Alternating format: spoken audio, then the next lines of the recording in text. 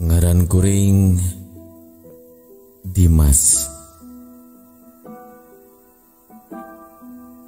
Penting ieu kuring rek nyeritakeun pangalaman pikasieun anu kaalaman ku kuring. Bahasa kuring gawe jadi karyawan di salah sahiji minimarket anu aya di kota Cianjur.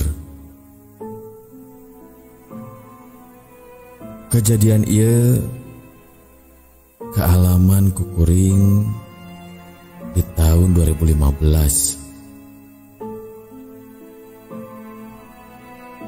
yang geus bisa dipastikan jauh saacan masa pandemi. Siga minimarket lolobana tempat gawe kuring teh ayana dina bangunan ruko 3 lantai. Di bangunan ruko eta lantai kahiji geus tangtu dipake minimarket atau toko. Di lantai 2 na dipake jang nyimpen barang-barang jang stok, jang nyimpen barang-barang anu sejena sarupaning komputer, keur nyimpen data pembukuan. Sedangkan lantai 3 na kosong.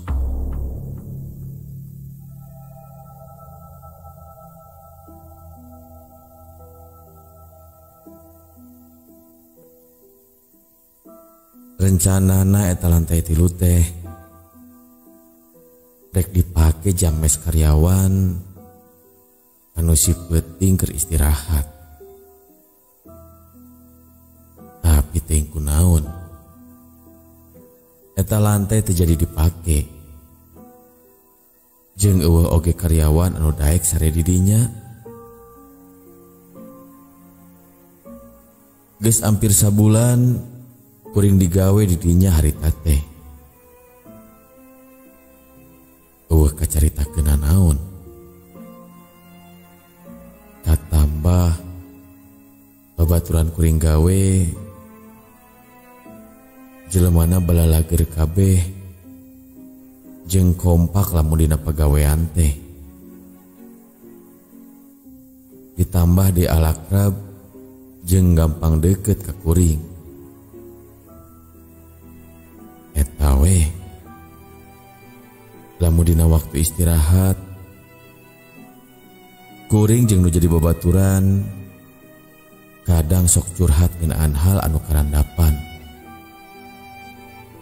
Nah eta urusan awewe atawa urusan duit. Jeung teu jarang oge kadang-kadang obrolana sok ngomongkeun soal jurig. Komodo lamun geus asup shift peuting.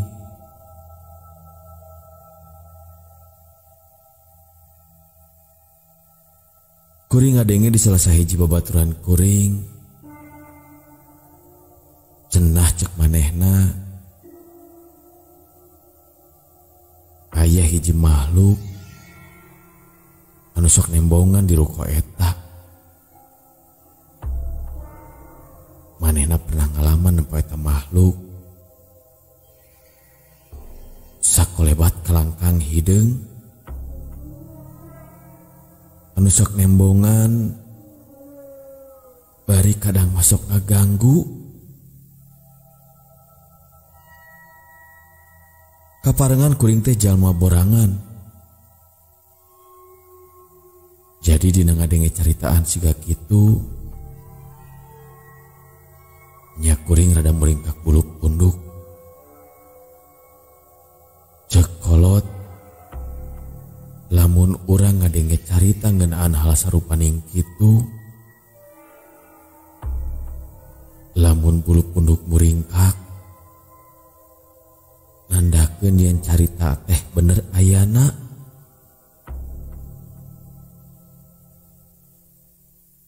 Atawa malahan eta makhluk teh keur aya teu jauh ti lingkungan urang.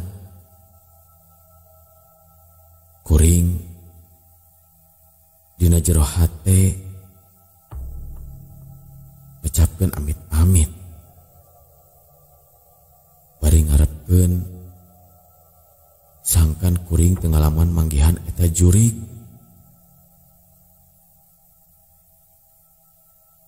Tapi basa kuring nyaritakeun yen kuring can pernah manggihan eta jurig.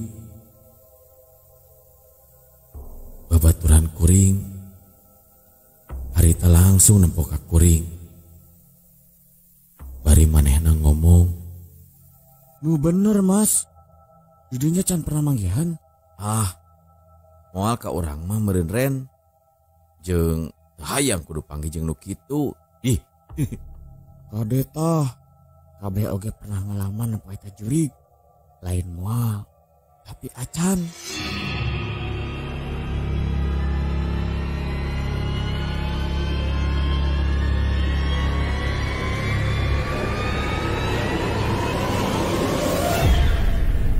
Ngadenge kitu kuring langsung reuwas. Tapi kuring buru-buru nyalengorkeun obrolan kuring jeung anu jadi babaturan. Singket carita,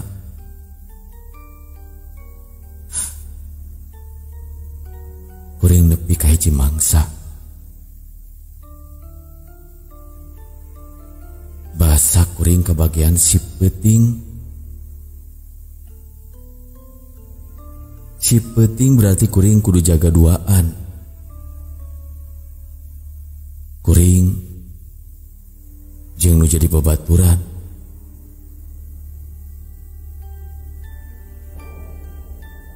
Jelema anu balanja pilih ganti. Nepikeun beuki peuting anu balanja oge jadi ngurangan. Keayaan mungkin dia jadi mungkin sepi. Kusabab keayaan geus mimiti rada sepi, nya kuring dirajinan boga maksud rek bebersih eta tempat. Harita babaturan kuring cicing di bagian kasir bari ngitung duit. Kuring mah muru ka bagian gudang anu memang masih aya di lantai hiji.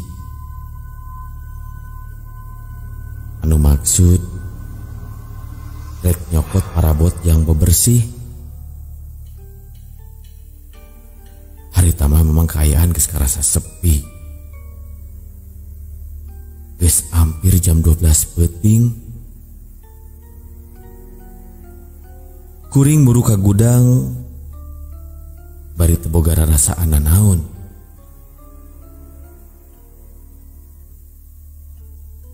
Rohangan jang gudang anu masih aya di lantai hiji teh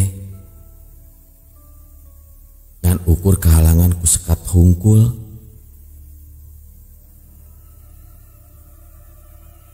Kuring jokot ember jeung elap paranti ngepel anu aya di sagigireun lawang ka kamar cai.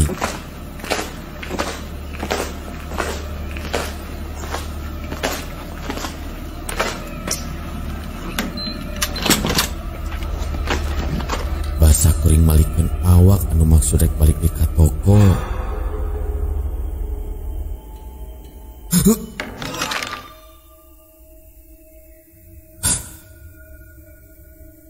Kuring rada ngarenjag. Kusabab kuring ngarasa siga aya anu ngolebat di sagigireun kuring. Eta siga kalangkang hideung. Kuring can wani nyidikeun ka eta kalangkang. Kuring dan ukur bisa ngajanteng bari nyepengan gagang pengepel jeung ember.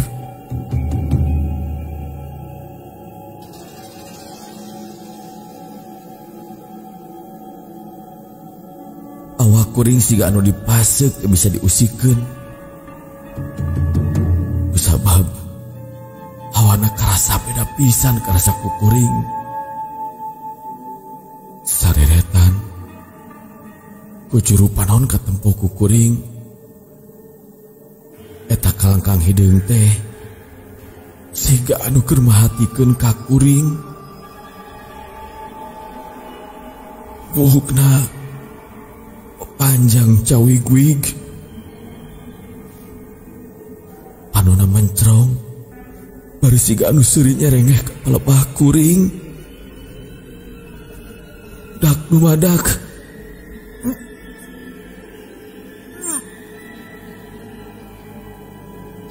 Barita jual kaang suku kuring bau anu kacida.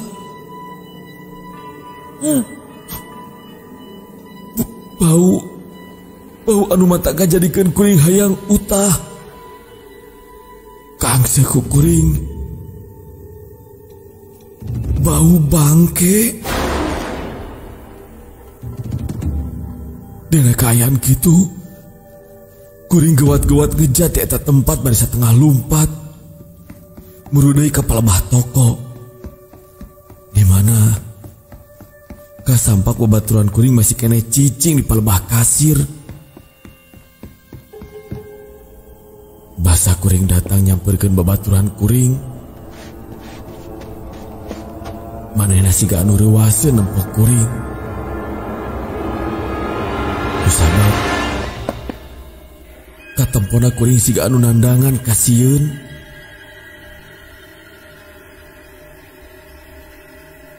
Beungeut kuring kumanehna katempo meuni sepa siga geus nempo hal anu pikasieunun. Babaturan kuring nanya ka kuring. Anu antugna kuring nyaritakeun yen memang makhluk anu sok dicaritakeun teh nyata ayana.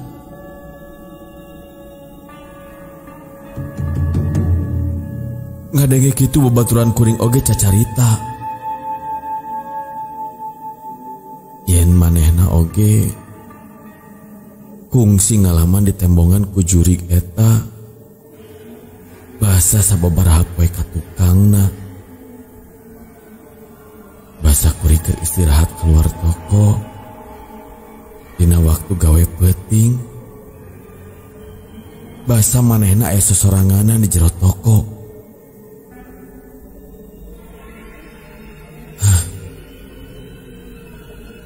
Kuring jeung anu jadi babaturan ngan ukur bisa ngadua sangkan eta jurig teh teu ngaganggu ka kuring duaan.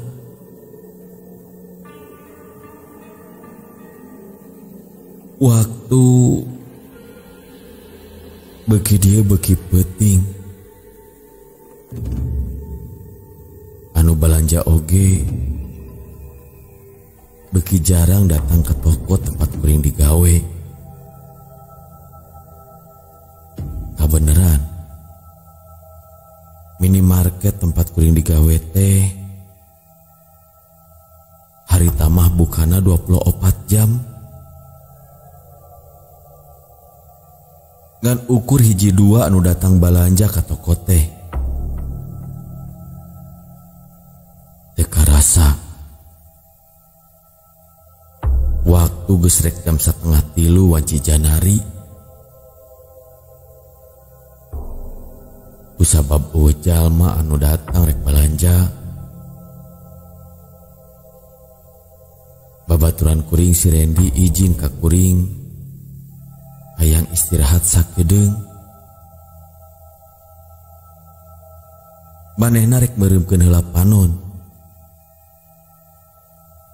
Manehna diuk dina kursi bari nyuuh kana hareupeun meja kasir. Kuring oge nuluykeun pagawean kuring.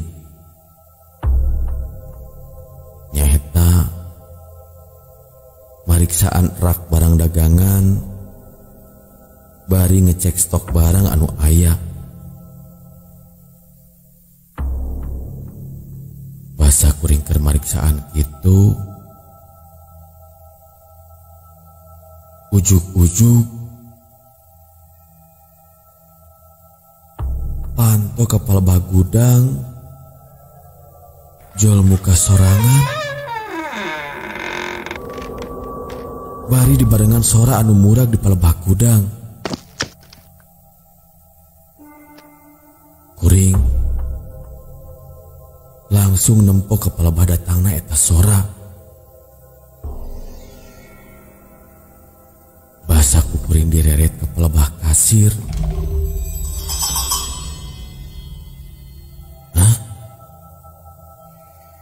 Babaturan kuring anu ngaranna Randy teka sampak aya di dinya.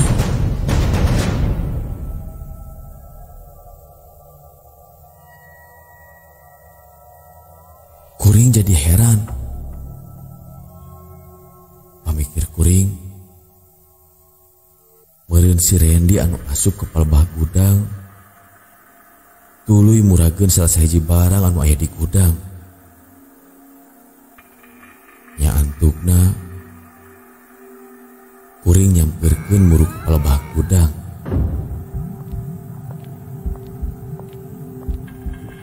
Barang geus aya di gudang nyaan wae katempo ku kuring si Randy keur leumpang naik kana tangga muruk ke lantai 2 tempat nyimpen stok barang. Kuring harita gegerowan ka manehna.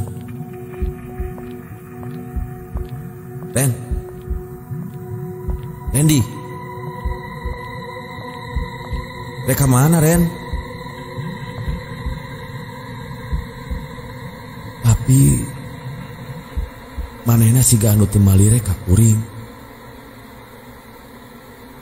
Malahan tuluy wae manehna ngungkug ka lantai 2. Kuring nyusul si Randy bari dibarengan ku rasa kaheran. Satepina di lantai 2 si Randy teh malah teh ngeureunkeun lengkahna. Manehna tuluy leumpang malahan ayeuna mah naik kana tangga muruk ke lantai 3.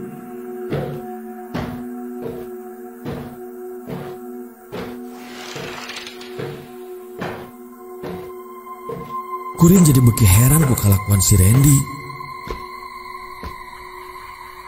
Harek naon ini ke lantai 3? Pan geus sidik. Di lantai 3 mah eueuhna naon? Dapogo tempat oge kosong.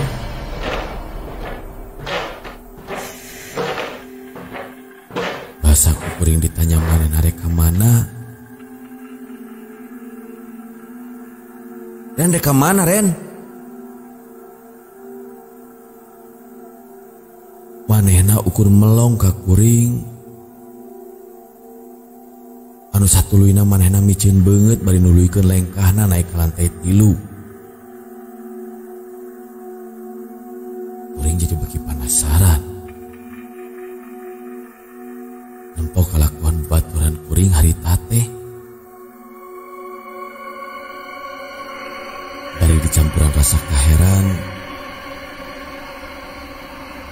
kuring nyusul oge babaturan kuring ke lantai 3. Anu memang salian kosong eueuh nanaon. Kaayaanna oge paroek pisan.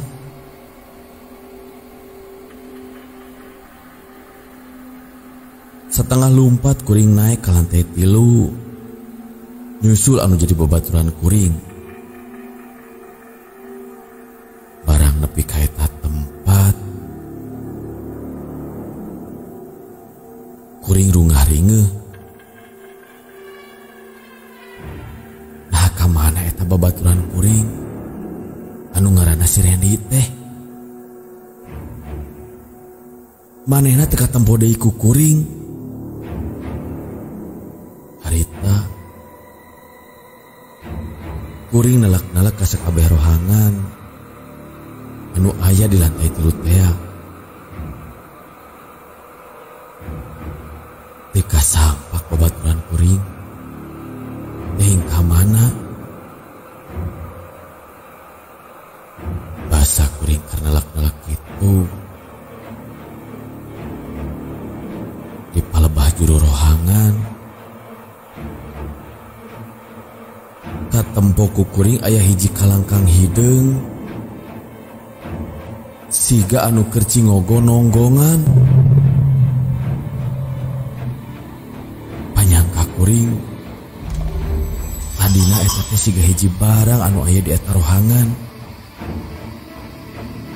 Tapi sanyaho kuring dapugu di lantai 3 mah kosong jeung teu dipake tempat yang nyimpen barang.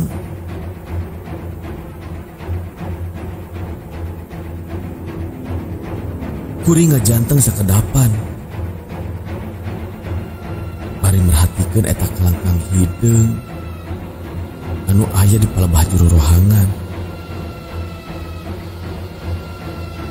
Basa keur kaayaan kitu. Kuring kacidareuh semak. Basa eta kalangkang hideung teh ujung-ujung hirup bari ngajurun gunung ngagedean. Siga makhluk anu cengkak nya diukna. Eta kalangkang teh katempo ku kuring asa beuki gede. Malahan jangkungna hampir jujul kana lalangit eta rohangan. Dina kaayaan poek di eta rohangan. Katempo ku kuring eta kalangkang teh siga hiji makhluk anu jangkung gede. Bari wujudna pikasieun. Bukna ngareuwig. Panona bolotot bari semu beureum. Letahna ngelel bari ka tembong siga aya sihungan. Harita kuring ngarasa kasiman pokayaan siga kitu. Kesang mimiti ngorolok dina awak kuring. Kadenge sorana ngagerem bani handaruan. Matak pikasieun. Tempo kitu kuring buru-buru ngejat eta tempat dari satengah lumpat. Anu maksud rek buru ka lantai hiji deui ke bagian toko. Sajeroning lumpat kuring bari coba baradug nabrakan barang-barang anu aya di lantai 2. Di barengan ku rasa kasieun. Kuring teu malirek kana barang anu maruragan alatan ka badug ku kuring.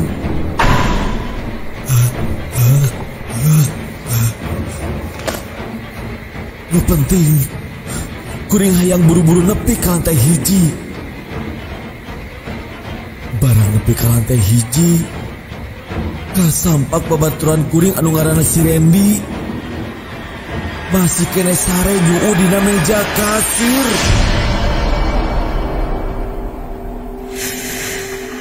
Lamun eta babaturan kuring masih kena aya di lantai hiji.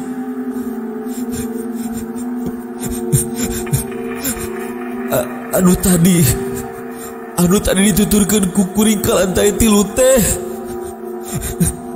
Saha?